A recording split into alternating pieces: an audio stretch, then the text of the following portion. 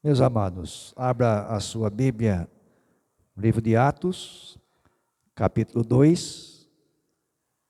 Vamos ler hoje do versículo 14 até o versículo 36.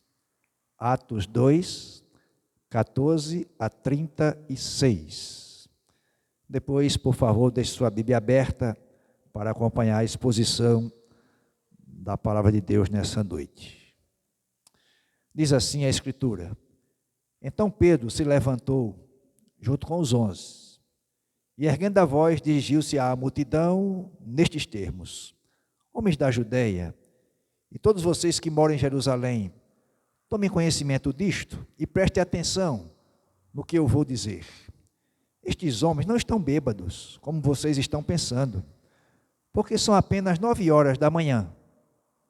Mas o que está acontecendo é o que foi dito por meio do profeta Joel. E acontecerá nos últimos dias, diz Deus, que derramarei o meu espírito sobre toda a humanidade. Os filhos e as filhas de vocês profetizarão. Os seus jovens terão visões e os seus velhos sonharão.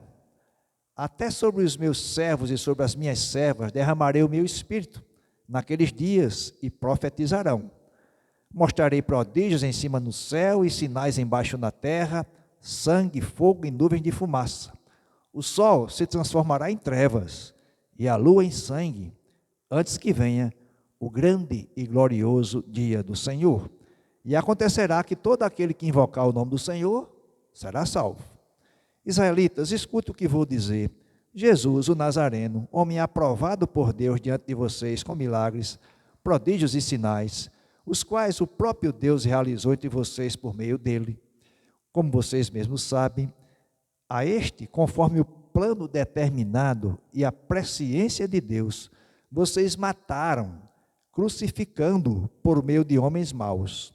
Porém, Deus o ressuscitou, livrando-o da agonia da morte, porque não era possível que fosse retido por ela.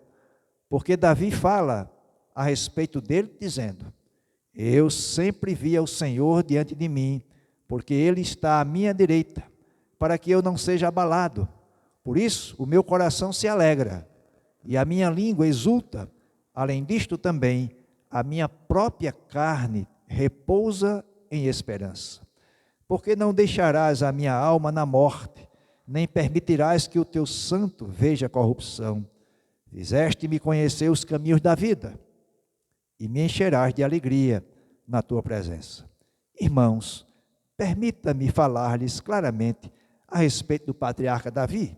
Ele morreu e foi sepultado, e o seu túmulo permanece entre nós até hoje. Sendo, pois, profeta, e sabendo que Deus lhe havia jurado que um dos seus descendentes se assentaria no seu trono, prevendo isto, referiu-se à ressurreição de Cristo, que nem foi deixado na morte, nem o seu corpo experimentou corrupção. Deus ressuscitou este Jesus, e disto todos nós somos testemunhas. Exaltado, pois, à direita de Deus, tendo recebido do Pai a promessa do Espírito Santo, derramou isto que vocês estão vendo e ouvindo, porque Davi não subiu aos céus, mas ele mesmo afirma: Disse o Senhor ao meu Senhor, sente-se à minha direita, até que eu o ponha por seus inimigos por estrado dos seus pés. Portanto, toda a casa de Israel esteja absolutamente certa de que a este Jesus, que vocês crucificaram, Deus o fez Senhor e Cristo. Amém? Deus bendito, tua palavra lida nesse instante deve encontrar espaço em nossos corações e mente. Teu Santo Espírito nos fale, Senhor, nesse texto, com algumas dificuldades, ó Pai, de interpretação, mas na iluminação do Teu Santo Espírito, abre a mente do Teu povo nessa noite, para que nós todos entendamos a Tua palavra, em nome de Jesus. Amém. Meus amados, lembrando, nós estamos estudando, expondo o livro de Atos a cada domingo, o tema geral, a soberania de Deus na sua vontade e a ação do Espírito Santo na vida da igreja. Nunca esqueça isso. A soberana vontade de Deus e a ação do Espírito Santo na vida da igreja. Hoje, nessa parte do texto, capítulo 2, versículos 14 a 36, nós vamos enxergar e perceber a pregação de Pedro. Qual é a pregação de Pedro? O resumo é esse: Jesus é o Senhor e Cristo. É isso que Pedro vai abordar aqui nesse texto que nós lemos agora. E, meus amados, entendamos de princípio algo muito claro nesse texto que nós vamos explorar. O poder da igreja de Cristo depende unicamente de Cristo. E é isso que Pedro afirma no verso 36. Deus fez Jesus Senhor e Cristo. É isso que Pedro vai dizer nesse seu discurso, ou nessa sua pregação. E nós temos diante de nós aqui o primeiro sermão da era apostólica. Mas Jesus não pregou? Sim. E os discípulos não foram enviados? Sim. Mas agora eles estão cheios do Espírito Santo.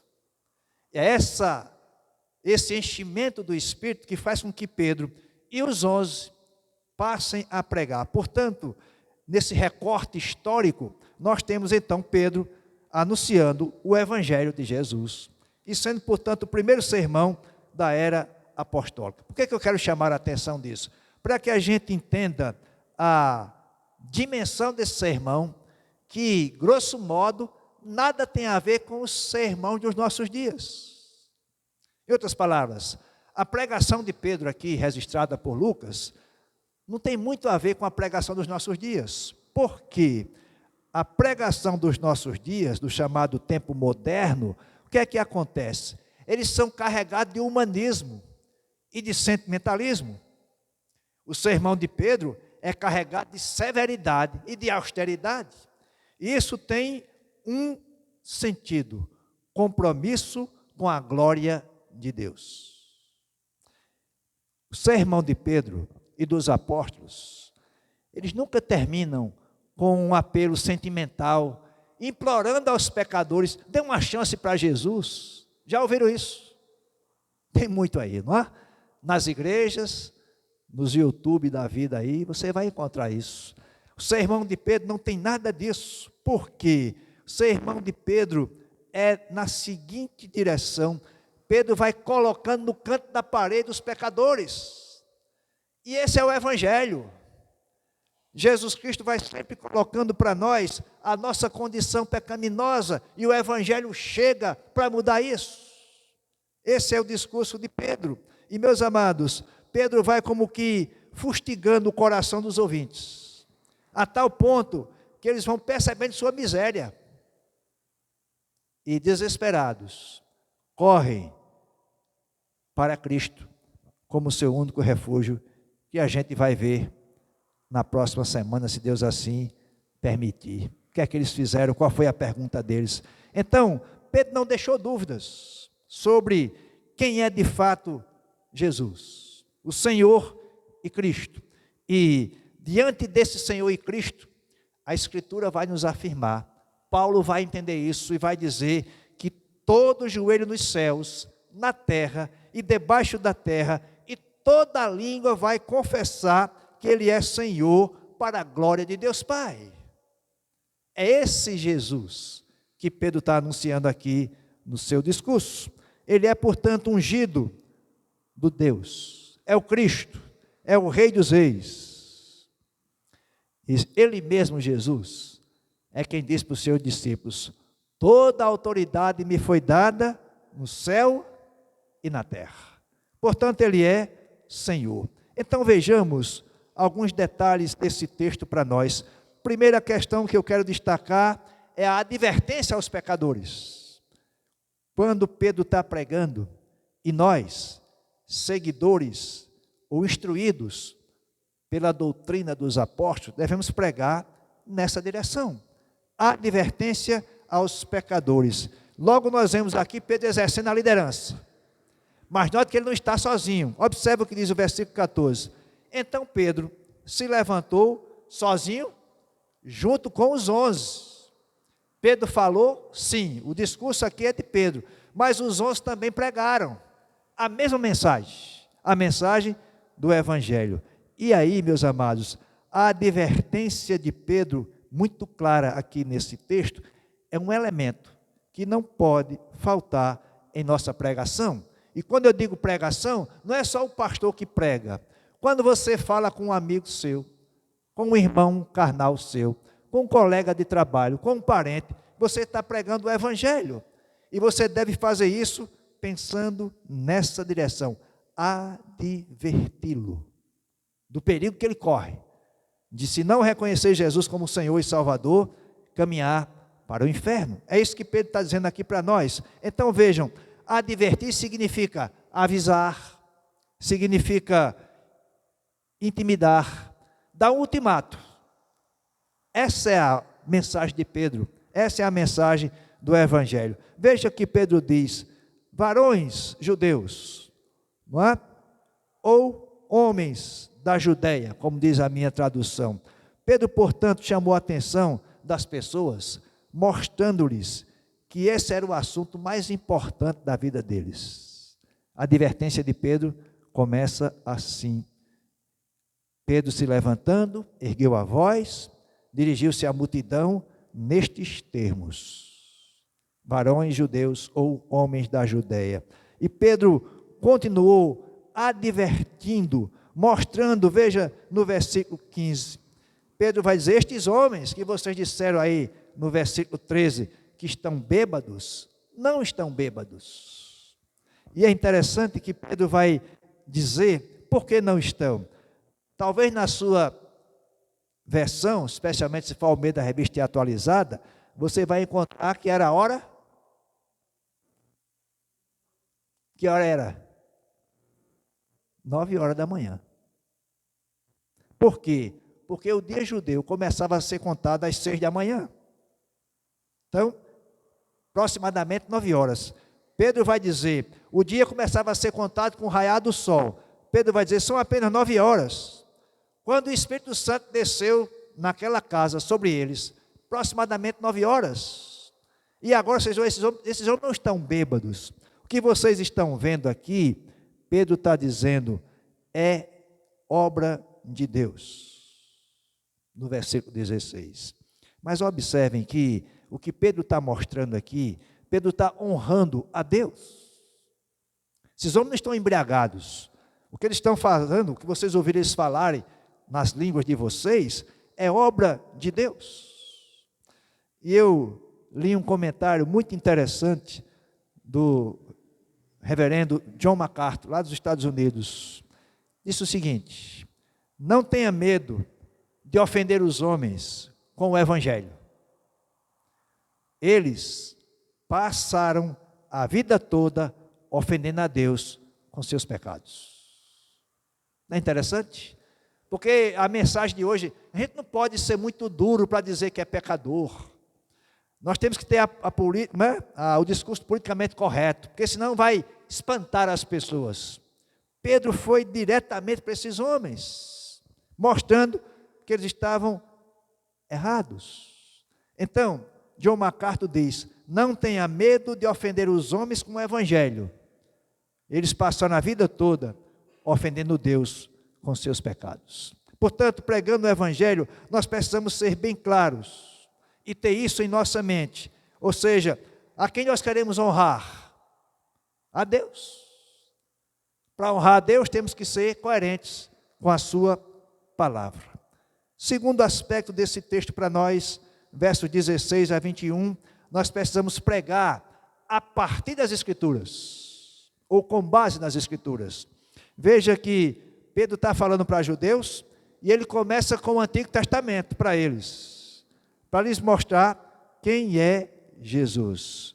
Logo ele vai dizer, o que está acontecendo é o que foi dito por meio do profeta Joel, e vai citar a profecia de Joel, Joel 2, 28 a 32. Está aí registrado por Lucas no livro de Atos para nós. Vejam, meus amados, por que nós precisamos mostrar Cristo em toda a Escritura?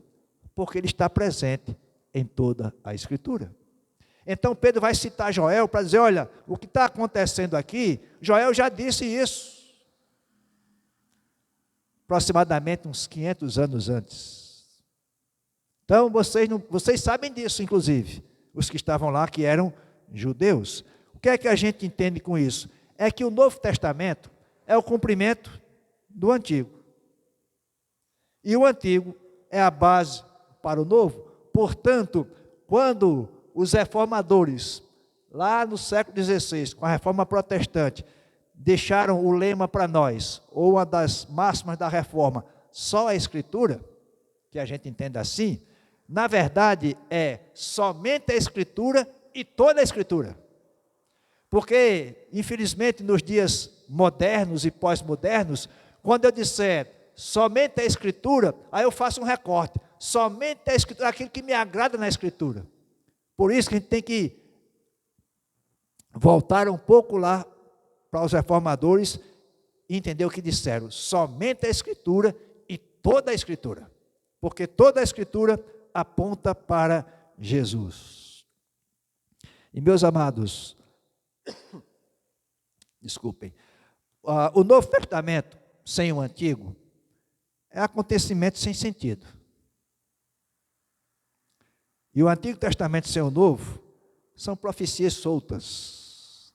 Por isso que a gente tem que olhar toda a Escritura e pregar a partir das Escrituras. Então Pedro continua a sua citação lá de Joel, verso 17, 18, dizendo: e acontecerá nos últimos dias, diz o Senhor. Que últimos dias são esses? Será que era o último dia daquele final de semana? Não. Quando a gente entende últimos dias, é aquilo que acontece da vinda de Jesus até a sua volta. Esses são os últimos dias. Ou seja, Pedro está dizendo, olha, quando Joel disse os últimos dias, era apontando para isso aqui agora. Ou seja, desde que o Senhor veio, nasceu lá como um bebê, cresceu, fez seu ministério, foi acusado, condenado, crucificado, morto, sepultado, ressuscitou ao terceiro dia, ficou 40 dias entre nós, ascendeu aos céus e vai voltar. Estes são os últimos dias que nós precisamos olhar. Então Pedro está dizendo que esses últimos dias para nós seria o que a gente chama de era messiânica. E vai chegar ao fim no tempo próprio de Deus. Então, nesses dias, o Espírito Santo foi derramado sobre toda a carne, ou sobre toda a humanidade, como diz a minha versão, a Nova Almeida atualizada. Mas, note, o que Joel está profetizando e o que aconteceu é que é todo o povo. Isso não quer dizer que todo ser humano vai receber o Espírito Santo. Não. Os discípulos receberam. Todo aquele, portanto, que confessar Jesus como Senhor e Salvador, esse recebe o Espírito Santo. Então, somente esses. E agora vejam que a era messiânica que Pedro está tratando aqui, citando Joel, é que as pessoas comuns vão receber. Porque lá no Antigo Testamento, quem é que recebia o Espírito Santo? Os reis, sacerdotes, os profetas e alguém com uma tarefa específica. Lembra-se quando foi construir o templo? Ou o tabernáculo? Algumas pessoas receberam um dom especial, o Espírito Santo neles. Agora aqui, nesse tempo que Pedro está falando, são as pessoas comuns. Todos vão receber o Espírito, todos aqueles que confessarem Jesus como Senhor e Salvador. Serão, portanto, convertidas, serão, portanto, reconhecidas diante de Deus, porque se arrependeram dos seus pecados, foram batizados em nome de Jesus e, portanto, recebem o Espírito Santo. E, meus amados, é interessante o que Joel profetizou e o que aconteceu lá no dia de Pentecostes e o que acontece até hoje. O que é que a gente enxerga aqui? Vejam que o Espírito Santo, não é, vai quebrar barreiras, vai romper o preconceito. Primeiro, o preconceito sexual. Veja o que diz aqui, versículo 17, os filhos e as filhas. Depois quebra o preconceito etário, jovens e velhos. Depois quebra o preconceito social, servos e servas. Isso resultou em profecias, em visões e em sonhos. O que é que isso quer dizer para nós?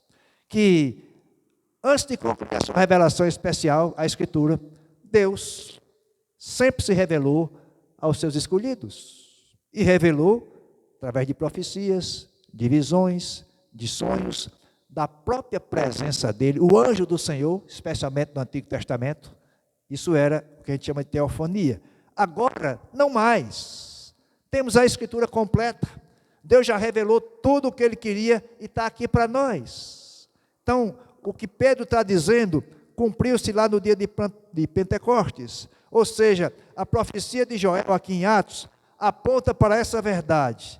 Na era messiânica, essa era de Jesus para nós, Deus se dará a conhecer a todos, por meio de Jesus Cristo e pelo Espírito Santo. Abra sua Bíblia, vá comigo lá para Hebreus.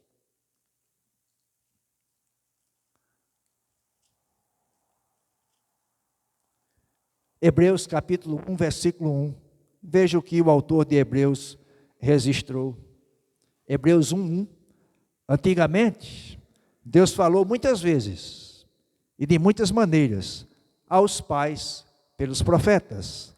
Mas nesses últimos dias, quais são os últimos dias? A era messiânica, da vinda de Jesus até o seu retorno, a sua segunda vinda. Nos falou pelo Filho, a quem constituiu herdeiro de todas as coisas e pelo qual também fez o universo. Ou seja, Deus agora fala para nós através do Filho. E esse falar para nós através do Filho é o que Pedro está mostrando para aqueles homens e para nós. Agora veja, os versículos 19 e 20, diz lá, mostrarei prodígios, aonde? Em cima no céu, sinais embaixo na terra, sangue, fogo e nuvens de fumaça. O sol se transformará em trevas e a lua em sangue, antes que venha o grande e glorioso dia do Senhor. E quando eu li isso e passei a meditar, a profecia de Joel, que se cumpre no Pentecostes, mas no Pentecostes não aconteceu nada disso. Pode olhar a narrativa.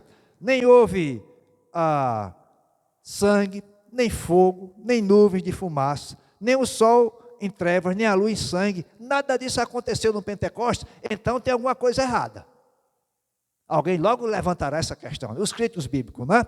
Mas veja, meus amados, o que é que a gente pode entender aqui? É que a profecia de Joel, ela não aponta somente para o derramamento do Espírito Santo no dia de Pentecostes. Ela aponta para os últimos dias. Quando é que aconteceu o sol se transformar em trevas? Quando foi? No dia da morte de Jesus. Não é verdade? Então houve sombras, houve fogo e nuvens, fumaça, tudo ficou escuro. Então o profeta Joel está dizendo, nos últimos dias, quais são os últimos dias? Quando Cristo veio à terra, até ele voltar, aconteceu essas coisas. Não propriamente no dia da descida do Espírito Santo. E meus amados, essas coisas, portanto, aconteceram na morte de Jesus. Portanto, a questão é respondida pelo fato de que o derramamento do Espírito Santo foi a última etapa da obra de salvação que Cristo efetuou. Muito mais. Agora veja o versículo 21. E acontecerá que todo aquele que invocar o nome do Senhor será salvo. Qual é a prerrogativa para ser salvo? Invocar o nome do Senhor. O que é invocar o nome do Senhor? Reconhecê-lo que Ele é Senhor. Clamar por Ele. Lembra-se do cego Bartimeu? Jesus, filho de Davi, tem misericórdia de mim. Isso é invocar o Senhor, é clamar por Ele. E ele foi ouvido. Veja, meus irmãos, que esse versículo encerra a citação do profeta Joel, mas é a introdução do Evangelho de Cristo, que Pedro vai anunciar agora nos versículos 22 a 36.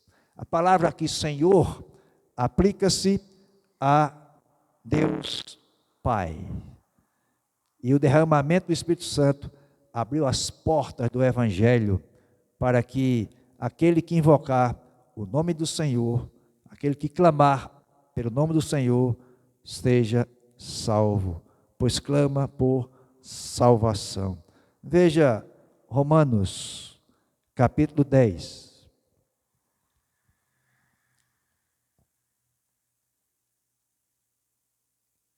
Versículo 13.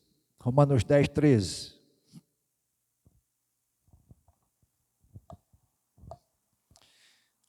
Que diz assim: porque todo aquele que invocar o nome do Senhor será salvo.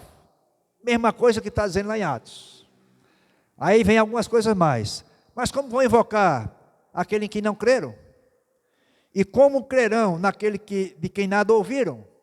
E como ouvirão se não há quem pregue? E como pregarão se não forem enviados? Como está escrito: conformosos são os pés dos que anunciam boas novas. Meus amados, o segredo que tem aqui para você e para mim, sabe que nossos pés são formosos? Se eu anunciar o Evangelho. Pés formosos. Porque Paulo está dizendo, quem invocar o nome do Senhor será salvo. Mas como é que eles vão invocar se eles não creram? E como vão crer se não ouviram falar? E como ouvirão se não há quem pregue? Então, nós, portanto, somos os responsáveis como igreja por pregar esse evangelho de Jesus. E aí, vamos ter essa bênção, ter os pés formosos. Você quer ter um pé formoso? Dizem que lá na China, né, as mulheres quando nascem, prendem os pés para ter o pé pequenininho e formoso. Nós não precisamos prender os pés, pelo contrário, precisamos soltar os pés, para andar por essa Campina Grande toda, anunciando o Evangelho. Nossos pés serão formosos, serão pés calejados, feridos, talvez literalmente, se alguém caminhar, né, para anunciar Jesus, mas figurativamente, pés feridos, porque serão rejeitados. Mas, meus amados, pés formosos são os pés daqueles que anunciam o Evangelho do Senhor Jesus.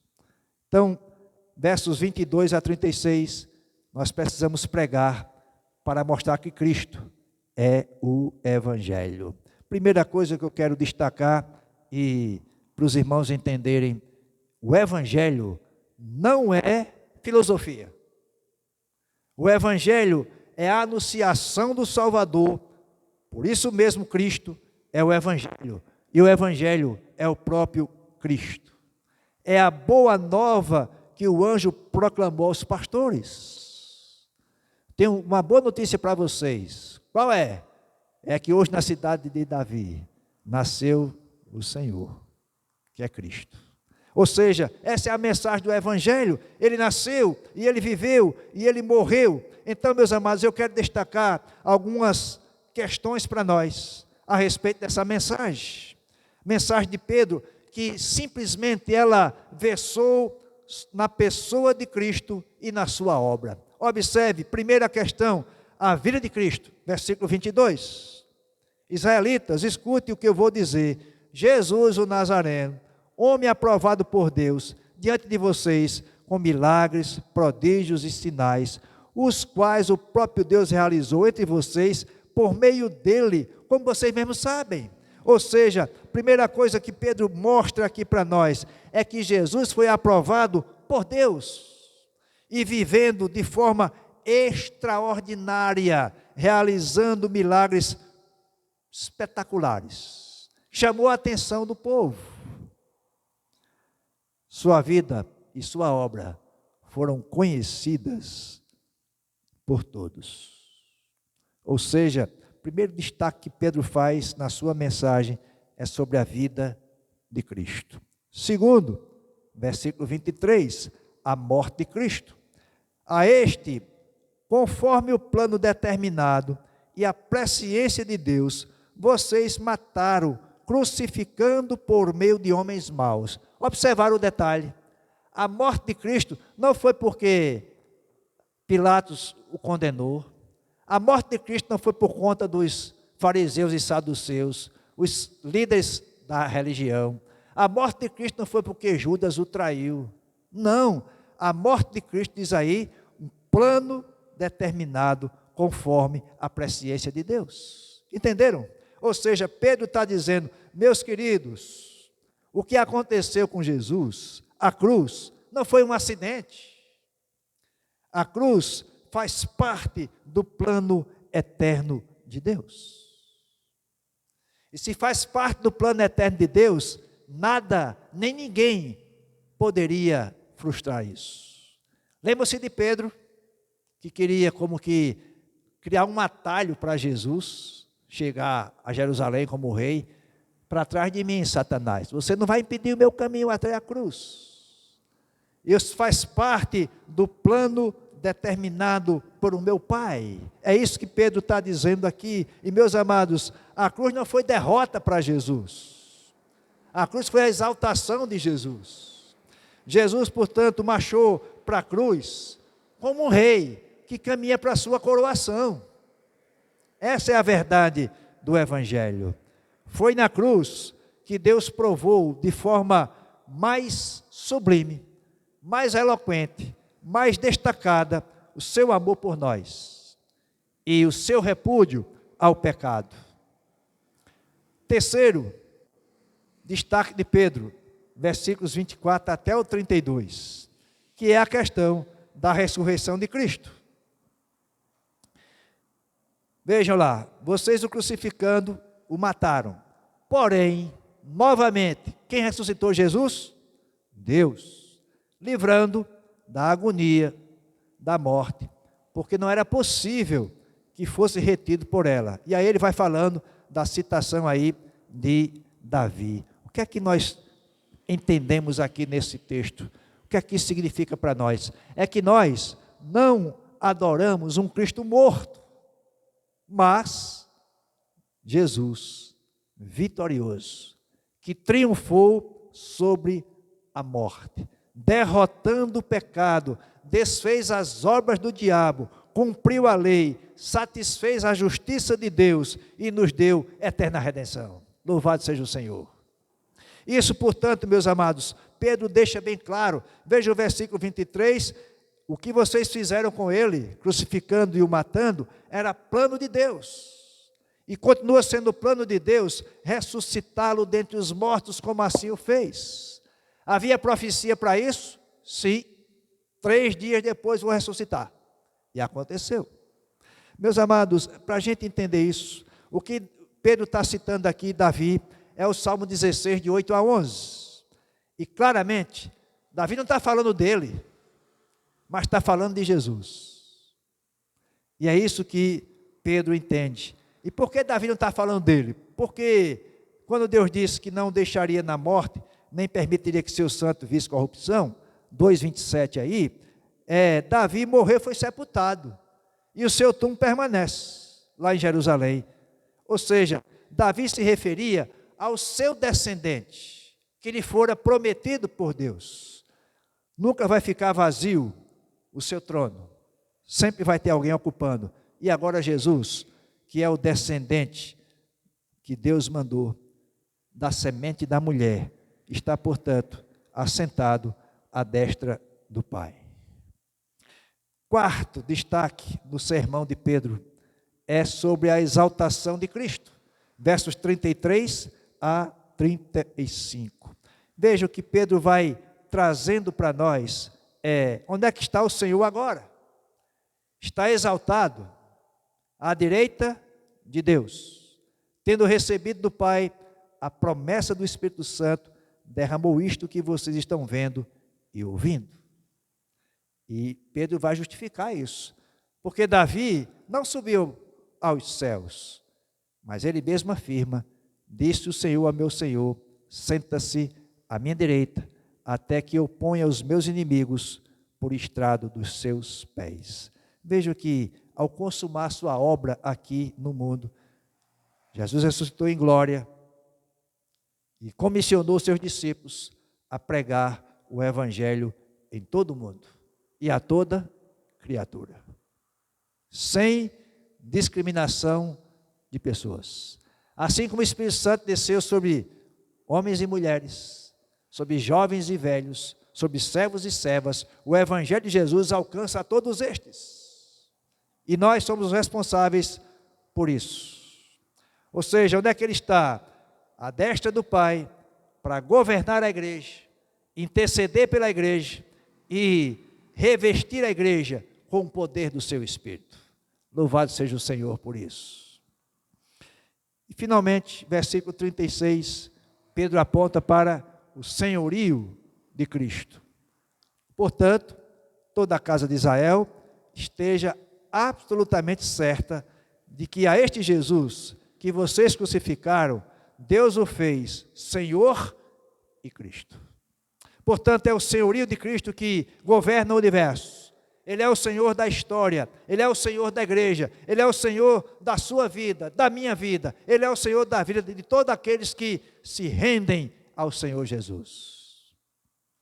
Diante dele, todo joelho vai dobrar-se. Toda a terra vai estar debaixo dos seus pés. Aqueles que estão nos céus, na terra, debaixo da terra, dobrar-se-ão diante de Jesus. Ele reina e todas as coisas estão debaixo dos seus pés. O Espírito Santo veio para exaltar Jesus. O ministério do Espírito Santo, meus amados, é um ministério de exaltação a Jesus. O que é que nós podemos aprender de lições e de aplicações para nós nesse texto? Primeiro eu faço uma pergunta para nós. O que Deus quer que façamos?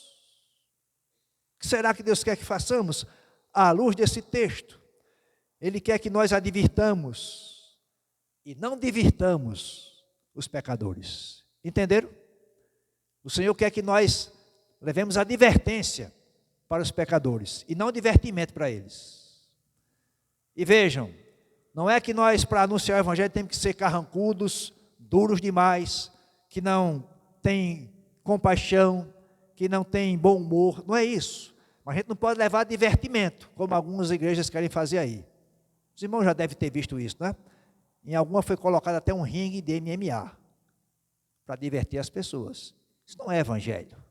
O Evangelho é advertência. Segundo, Deus quer que preguemos a Escritura toda como o Evangelho. O Antigo Testamento é tão importante quanto o Novo, porque os dois juntos mostram a pregação do Evangelho e mostram Cristo como o Senhor de todo o universo.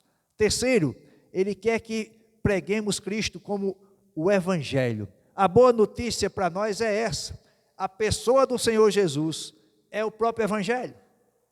E, meus amados, é impressionante a gente perceber isso e introjetar isso. Jesus é o professor e é o conteúdo do ensino. Aqui temos professores, não?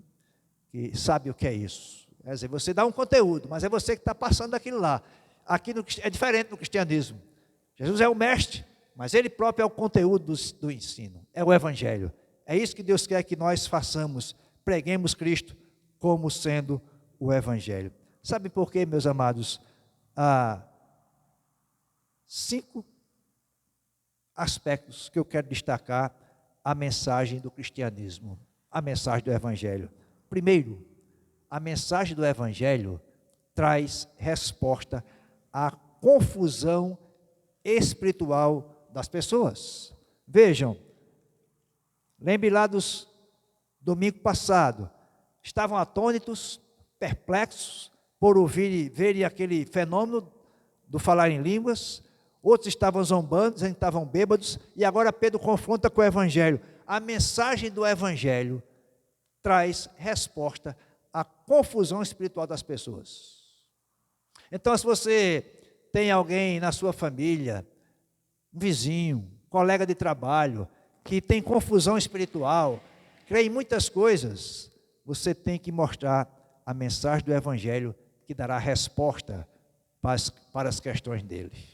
Segundo, a mensagem do Evangelho fundamenta-se nas Escrituras, e tão somente nas Escrituras.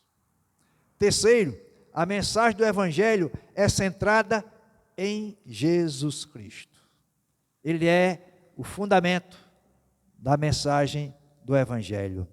Quarto, a mensagem do Evangelho exige coragem de quem a proclama. No caso, eu e você. Nós precisamos de coragem para proclamar a mensagem do Evangelho. E por último, a mensagem do Evangelho é coerente para as mentes honestas. E a gente vai ver isso depois do discurso de Pedro, versículo 37. Deus permitindo, vamos expor domingo, 37 até o final.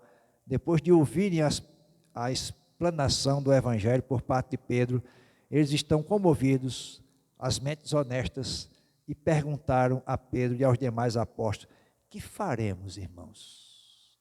Esse é o Evangelho. Quando ele chega, mexe com a mente das pessoas, mexe com o coração. E não tem outra alternativa, pergunta: o que é que eu faço? Pedro vai responder o que é que tem que fazer. Aguardem até domingo para a gente entender. Que Deus seja glorificado na exposição da sua palavra. Amém?